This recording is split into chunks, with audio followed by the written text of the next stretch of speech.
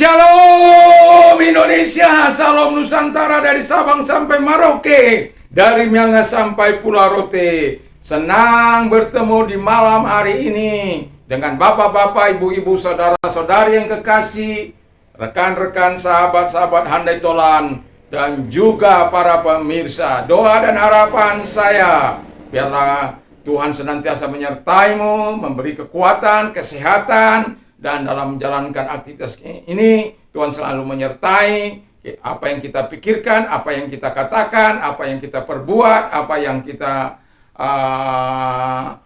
tindakan kita, biarlah itu mencerminkan Tuhan. Puji nama Tuhan. Pada malam hari ini saya akan membacakan dari Matius 6, sebenarnya dari ayat 25 sampai dengan ayat 34. Tapi saya akan bacakan saja ayat 33 sampai dengan 34. Dikatakan di sana, tetapi carilah dahulu kerajaan Allah dan kebenarannya, maka semuanya akan ditambahkan kepadamu. Sebab janganlah kamu khawatir akan hari besok, karena hari besok mempunyai kesusahannya sendiri. Kesusahan sehari cukup untuk satu hari. Jadi, tema kita mendatangkan kecukupan dalam kehidupan kita. Orang bekerja banting tulang siang dan malam hanya demi duit. Uang. Apa yang dicari orang siang, pagi, petang, malam. Kalau bisa 24 jam ditambah. Uang. Yang uang sebenarnya harus dia menjadi budak. Kala sebagian orang dia menjadi raja. Ketika uang menjadi raja, maka hidup kita akan menjadi hancur. Tapi kalau kita bisa jadikan uang menjadi budak, maka hidup kita tidak akan terikat kepadanya. Karena uang itu akan menjadi pelayan kita. Tapi kalau dia sudah menjadi raja, kita akan menjadi bengis bahkan kepada keluarga kita dan kepada siapapun. Tapi firman Allah katakan bahwa orang mencari apa yang perlu dicari, pakaian kah itu, makanan kah itu, uang kah itu, untuk membeli rumah dan lain sebagainya, tanah dan tempat lain sebagainya. Saya mau katakan kepada kita, ketika kita berada dalam Kristus Yesus, sebenarnya Allah mau menyatakan kebaikannya kepada kita. Saya mengatakan pada waktu saya datang kemari, tidak cukup banyak untuk saya bawa, hanya tas dan buku, kemudian pakaian, ya. Jadi tetapi berjalannya waktu, Tuhan mencukupkan semua apa yang ada, termasuk keluarga, termasuk saya minta rumah, Tuhan cukupkan. Saya minta 4, Tuhan kasih 4, walaupun 2.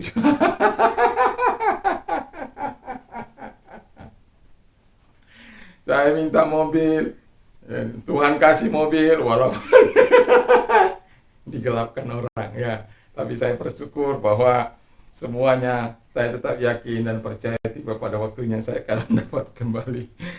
Ya, karena kita punya Tuhan, Tuhan cukupkan. Apa yang kita butuhkan, Tuhan cukupkan. Karena apa? Bahwa mendatangkan kecukupan dalam kehidupan kita, kita harus memiliki yang pertama, dikatakan ketidakkhawatiran. Banyak orang khawatir dalam hidup ini, bagaimana masa depan saya, bagaimana besok saya, bagaimana tuanya saya, bagaimana nanti kalau begini. Dia pikirkan semuanya itu. Hidup dalam kekhawatiran. Tapi firman Allah katakan supaya kita tidak hidup dalam kekhawatiran. Karena kekhawatiran akan membawa kepada kehancuran. Kalau engkau khawatir 10 kali, maka serahkan 10 kali sampai engkau menang. Doakan dia, doakan. Saya sering katakan, kalau soal kekhawatiran ini saya akan terus ingat. 1000 kali saya khawatir, maka 1001 kali saya berdoa. Yang penting kekhawatiran itu sampai takluk. Karena firman Allah, serahkanlah kekhawatiranmu kepadaku, karena aku yang memelihara kamu. Jadi kita tidak perlu takut, tidak perlu khawatir, karena Tuhan sudah jamin untuk mencukupkan sandang, pangan, papan, dan lain sebagainya. Dan hal-hal, kalau Alkitab katakan dalam, saya suka ayat ini, ya, Tuhan katakan dalam Yohanes 15 ayat yang ke-7, dikatakan di sana, if you abide in me and my words abide in you, you will ask what you desire, it shall be done for you. Jadi kalau engkau tinggal di dalam Yesus dan firman-Nya tinggal di dalam engkau, mintalah apa yang diinginkan oleh hatimu, maka itu akan diberikan kepadamu. Tapi kalau engkau khawatir, itu tidak akan bisa. Nah, untuk mengatasi kekhawatiran, cukup kamu percaya kepada Tuhan. Makanya dikatakan oleh firman Allah bahwa ayat 30, oh, you of little faith, engkau yang kurang percaya, yang kecil imanmu. Kecil iman gak apa-apa, seperti biji, kalau iman itu sebesar biji sesawi nggak jadi masalah. Tapi yang jelas dia harus bertumbuh. Iman itu harus bertumbuh. Kita memang tidak menjadi super iman. Dari saya pertama percaya sampai sekarang ini, ada hal yang betul-betul kita harus mengalami proses jatuh bangunnya kehidupan itu. Tetapi yang jelas, ketika kita mengalami Kristus pertama kali, arah kita itulah yang sudah diarahkan oleh Tuhan kepada kekekalan. Kalau dulu, ya, kalau kita sebelum menerima Yesus sebagai Tuhan dan Juru Selamat kita secara pribadi, mungkin kita tidak akan pernah berpikir tentang kekekalan itu. Tetapi ketika kita mengalami Kristus, walaupun kita harus jatuh bangun dalam proses ini, kita masih terus mempercayai Dia sebagai Tuhan yang akan terus membangkitkan kita. Makanya firman Allah katakan 7 kali orang benar itu tidak dibiarkannya tergeletak. Dan firman Allah katakan cucu orang benar itu tidak akan dibiarkannya minta-minta. Dan orang benar itu tidak akan dibiarkannya kekurangan. Orang benar itu akan dicukupkan oleh Tuhan. Dan itu pentingnya kita, yang pertama itu jangan khawatir atau hidup tidak dalam kekhawatiran. Yang kedua itu harus percaya. Dan yang ketiga, carilah dahulu kerajaan Allah dan kebenarannya. Ini tidak bisa dipisahkan. Jadi tidak bisa Anda pisahkan, Anda cari kebenarannya, karena di dalam Roma 14 ayat 17 di sana dikatakan, the kingdom of God is not eating and drinking, but of righteousness and peace and joy in the Holy Spirit. Jadi kerajaan Allah bukan soal makan dan minum. Ya, kalau ada kerajaan di alam apa sana dikatakan ada makan, ada minum, ada lain sebagainya, ada pesta seks, ada memecah perawan. Kerjanya para lelaki katanya memecahkan para perawan-perawan yang tidak akan pernah.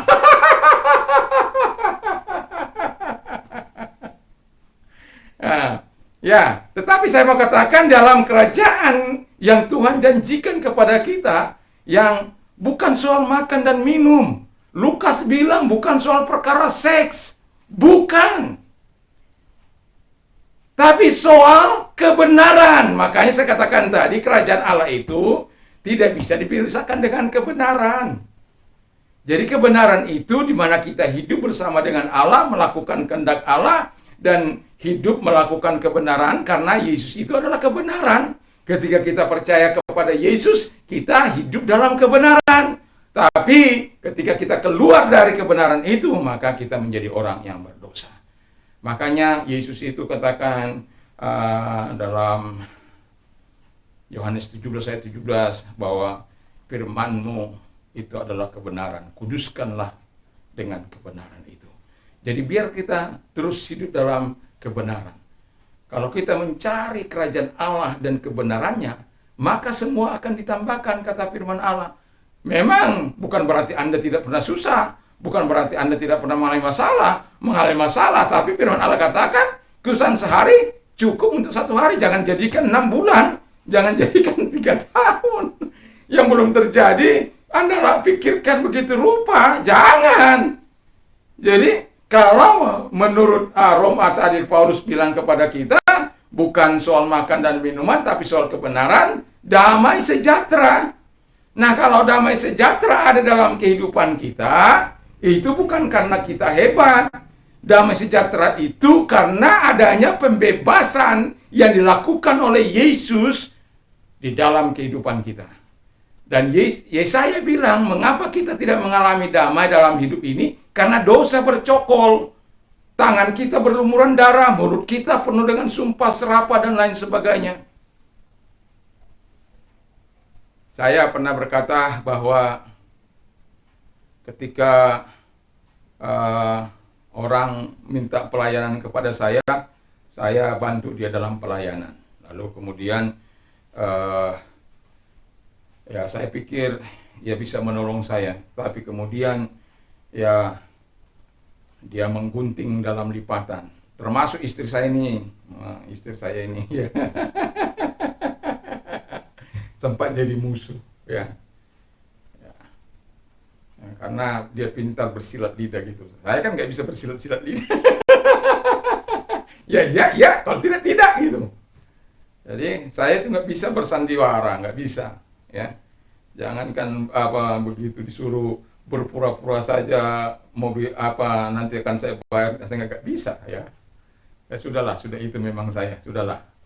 Jadi, tetapi kemudian termasuk ini jadi lawan, tapi Tuhan lawat ya, kemudian kami dipersatukan.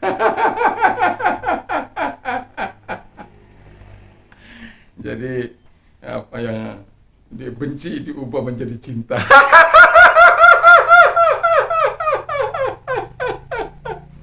Benci diubah jadi cinta, cinta Kristus, haleluya ya. Nah, itu yang mau saya katakan. Sekalipun saya harus mengalami kesusahan banyak hal dari situ, tekanan, makanya lahir hal-hal yang tidak menyenangkan ya, tapi memang begitulah pelayanan ini. Tapi saya mau katakan, ketika kita berjalan benar di dalam kerajaannya, yakin dan percayalah damai Tuhan akan senantiasa. Saya melihat mereka yang mukanya itu keriput-keriput. Kalau bertemu seperti ditekuk saja, saya memang nangis. Karena saya melakukan apa yang dibilang mama saya. Mekelau di hapataran, tangis sau di habunia. Jadi sebelum saya memulai hari saya, itu biasanya saya nangis dulu di hadapan Tuhan. Mohon kekuatan Tuhan, mohon pertolongan Tuhan, sehingga bentuk wajah saya ini tidak rusak, yang memang baik diciptakan Tuhan, tapi karena sesuatu hal jadi rusak. Ya. Dan saya merasakan pertolongan Tuhan. Damai Allah itu akan mengalir dalam kehidupan kita.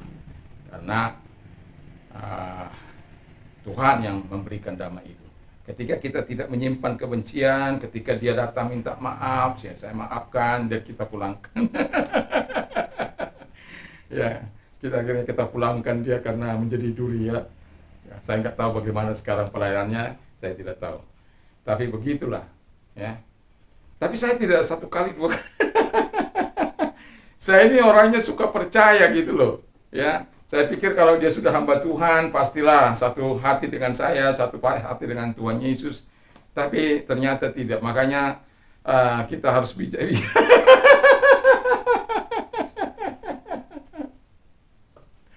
Kita memang harus dengan sukacita ya. Dalam situasi yang sulit seperti ini. Ya, kadangkala ada orang datang begini, bilang tidak kita tolong, ya susah. Saya bilang kan nggak bisa, saya nggak bisa, ya. Tapi nggak bisa. Kalau memang ada ya ada, kalau ya enggak gitu ya. Ya, ketika orang tadi ya datang minta tolong, ya saya nggak bisa bilang tidak, ya. Karena saya juga banyak ditolong oleh Tuhan, ditolong oleh rekan-rekan yang digerakkan oleh Tuhan. Jadi ya masih bersyukur kita bisa menjadi saluran berkat. Kalau Tuhan tidak berkati kita, bagaimana kita bisa menjadi saluran berkat? Tuhan memberkati kita dulu baru bisa kita menjadi berkat. Setidak-tidaknya bisa menolong orang dalam waktu saat itu supaya dia bisa mengalami kelegaan sedikit dalam hidupnya. Ya, jadi tetap Kalau ada damai sejahtera dari Tuhan, kita tidak bisa hidup bersandiwara. Kalau ada, enggak. Kadang-kala nyakit juga kalau kita pas nggak ada orang datang minta tolong, seolah-olah kita nggak mau kasih gitu. Itu kadang-kala saya yang nangis sebenarnya. Ya, kalau orang minta tolong, lalu kemudian sebenarnya memang nggak ada, uh, orang nggak tahu mau tahu, selalu bagi pendeta itu selalu ada. Selalu ada. Tapi kita bersyukurlah punya Tuhan ya. Karena apa? Dia kita bisa mendatangkan kecukupan dalam kehidupan kita ketika kita hidup tidak dalam kekhawatiran, tapi percaya. Lalu kemudian kita mencari kebenaran dan mencari kerajaan Allah dan kebenarannya, karena firman Allah katakan maka semua akan ditambahkan kepadamu, termasuk dalam sandang pangan, papan yang kita miliki ya. Makanya saya bilang kepada anak-anak saya tidak memiliki warisan apa-apa. Saya menyekolahkan Anda sampai kepada selesaikan kepada kamu punya urusan. Walaupun mereka sedikit berlama-lama dengan situasi mereka. Tapi yang mau saya bilang adalah, kalaupun ada warisan, itu bukanlah tujuan apa. Itu hanya sekedar bonus. Tapi memang dari awal, dari apa mereka sudah sebenarnya saya bilang, hanya dua hal yang saya berikan kepada anak-anak saya. Yang pertama, iman kepada Kristus dan harganya mutlak. Tidak tergantikan oleh siapapun, termasuk oleh hidung mancung, orang kaya dan lain sebagainya. Tidak akan tergantikan ya. Itu terus. Lalu kemudian pengetahuan. Makanya kita sekolahkan, kita berjuang untuk mereka bisa menyelesaikannya. Karena dengan demikian, setelah kita selesai, mereka yang akan melanjutkan kehidupan ini. Kita kan akan istirahat. Bukan. Kita kan juga perlu melihat mereka berhasil, anak cucu kita. Menggendong anak cucu. Ya, puji nama Tuhan. Jadi, ya, begitulah. Jadi, mendatangkan kecukupan dalam kehidupan kita ketika kita tidak khawatir, tetapi percaya kepada Tuhan, mencari kerajaan Allah. Dalam kerajaan Allah itu ada kebenaran, lalu kemudian ada damai sejahtera, satu lagi sukacita dalam Roh Kudus. Makanya terjadi kerusuhan, saya keluar baju di badan, belum lagi pedang di leher saya, tapi saya tetap mengalami sukacita. Nyawa saya bilang bukan tergantung kepada Anda. Saya berpikir kalau pada waktu tinggal diseret saja, ditarik saja, habis sudah. Pada waktu itu, aduh, ya sudahlah. Pagi-pagi saya datang untuk melihat rumah saya, pisau di perut saya. Ngapain kau kemari? Saya melihat rumah saya, tidak satu pun isinya ada di dalam. Semua habis. Ya, termasuk alat-alat musik dan lain sebagainya, habis. Ya, tapi Tuhan selalu baik, Tuhan selalu menyatakan kemurahan dan pertolongannya, dan itu menjadi hal yang mengingatkan kita. Dan saya tetap melayani Tuhan dengan sukacita. Dan istri saya malam itu tidak bisa tidur, tapi saya ngorok, paginya saya peluk. Semua saya bilang, satu hal yang tidak bisa diambil dari saya adalah Yesus. Karena dengan Yesus kita bisa menanggung penderitaan ini. Yesus memberikan kekuatan, Yesus memberikan damai, Yesus memberikan sukacita kepada kita. Walaupun sebenarnya kita harus berteriak. Tapi ada saatnya saya nangis. Kenapa? Ketika cuma satu baju di badan itu saya punya, lalu kemudian saya pinjam shot kakak ipar saya, lalu bajunya saya pinjam, baju kaos, lalu kemudian saya jemur, dia ambil, orang ambil. Saya sampai umumkan beberapa kali dari ruang pengumuman, di gerbang itu, tapi tidak satu pun yang mau mengatakan bahwa di situ saya menangis. Saya bilang, Tuhan, saya menangis, tapi saya tidak ingin menyesali semuanya itu. Saya hanya katakan, Engkau sediakan yang terbaik. Engkau tolong saya. Dan pada akhirnya Tuhan membuka jalan, Tuhan menyatakan selalu kebaikannya dan kepeduliannya. Mari jangan pernah menyesal dalam kehidupan ini, tapi biarlah kita terus mendatangkan kecukupan bagi saluran berkat juga bagi yang lain. Tidak mungkin kita bisa menjadi saluran berkat bagi yang lain kalau tidak kita diberkati. Salah satu contoh ketika saya punya mobil orang pakai, yang penting diisi mobil minyak.